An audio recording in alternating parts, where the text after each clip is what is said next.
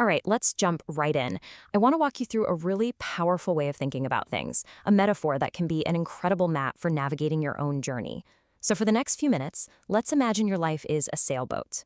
And you are the captain, right there at the helm. And this quote from Louisa May Alcott it nails it, doesn't it? See, this whole idea isn't just about gritting your teeth and surviving the tough times. It's about actively learning how to sail your ship. It's about getting to know your vessel so you can face whatever the sea throws at you and feel more in control, more resilient. And what's so cool about this is how practical it is. Just think of this sailboat idea as a kind of dashboard for your life. It gives you this clear, simple way to separate what's in your control from what isn't, so you can stop wasting energy fighting the waves and start actually steering with intention. Okay, so let's start with the single most important piece of this whole puzzle. Section 1 is all about this one core truth.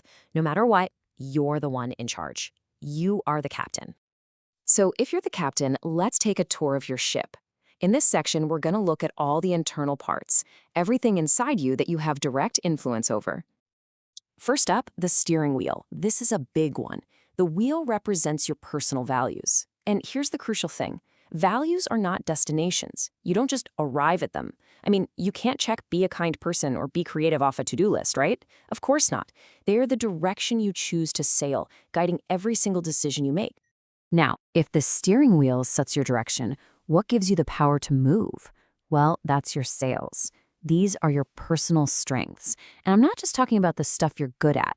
I mean the things that feel truly you, the things that actually give you energy. That's when you get that wind in your sails feeling, and you really start moving forward. Of course, every ship can spring a few leaks. In our metaphor, leaks are your weaknesses. But we're not just talking about things you're bad at. More often than not, a leak is a pattern, a way of thinking, like that negative voice in your head, or a behavior, like bottling up your emotions. It's anything that just drains your energy and keeps you stuck. And this brings us to one of the most important ideas for well-being. It's a total balancing act. You absolutely have to patch the leaks. I mean, if you don't, the boat sinks. Game over. But, and this is a huge but, just fixing leaks doesn't actually get you anywhere. You also have to hoist your sails to move. See, it's not enough to just not be sinking. You have to be sailing somewhere. And I hear things like this all the time. It's that feeling of being completely swamped, where every ounce of your energy goes into just bailing water to stay afloat. Your whole world just shrinks down to what's going wrong. Just pause for a second. Does that sound familiar at all? That feeling that you're so busy trying to fix what's broken that you completely forget to use what's already strong? It's such a common trap to fall into. Which leads us to your compass, your emotions and your gut feelings. Now listen, here's the secret. Your emotions are not the leak. They are the feedback system. They're just information. Feeling anxious might just be your compass telling you you're sailing into new territory. And what's on the other side of that? Growth. The goal isn't to get rid of the compass. It's to learn how to read it.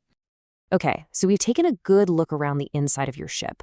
But, a ship isn't meant to stay in a dry dock. So now, let's zoom out and look at the world you're actually sailing through, the open sea. So out there on the open sea, you're dealing with three big things. First, there's the water. That's your day-to-day environment, your job, your home. Then you've got the weather. Those are the big life events you can't control, the unexpected storms and the perfect sunny days. And finally, there are the other boats, all the people around you, your friends, your family, your coworkers. And wow, this one really captures the power of those other boats, doesn't it? That feeling of being pulled along by what everyone else expects of you, trying to hold your own course, to stick to your steering wheel when you're surrounded by ships all heading somewhere else. Man, that is a real challenge. So we get the parts of the ship, we see the sea, but how do we actually put it all together? How do we become a better sailor? Let's talk about turning all this into action. This is where it all clicks. See, none of these parts work alone.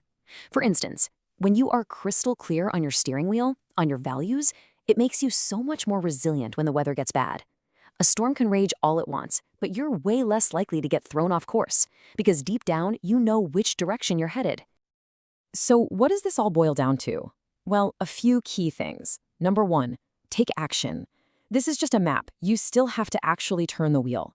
2, find that balance we talked about, patch leaks and hoist sails.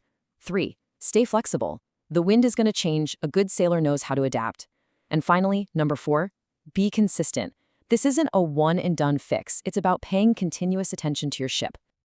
You know, even the best captain in the world sometimes needs a little help, especially when the fog rolls in or the night gets dark. And that brings us to the final piece of our map, the lighthouse. And this is a really important distinction. Think about it. A lighthouse doesn't grab your steering wheel. It doesn't shout orders at you. It doesn't tell you where your final destination should be. All it does is shine a light so you can see the dangerous rocks and find your own way to a safe harbor. It helps you navigate, but you always, always remain the captain. So there you have it. We've toured your ship from the inside out, from the steering wheel to the sails. We've charted the sea that you're sailing on. You know what tools you have at your disposal. The only question left is, what now? You're the captain. What's your next move going to be?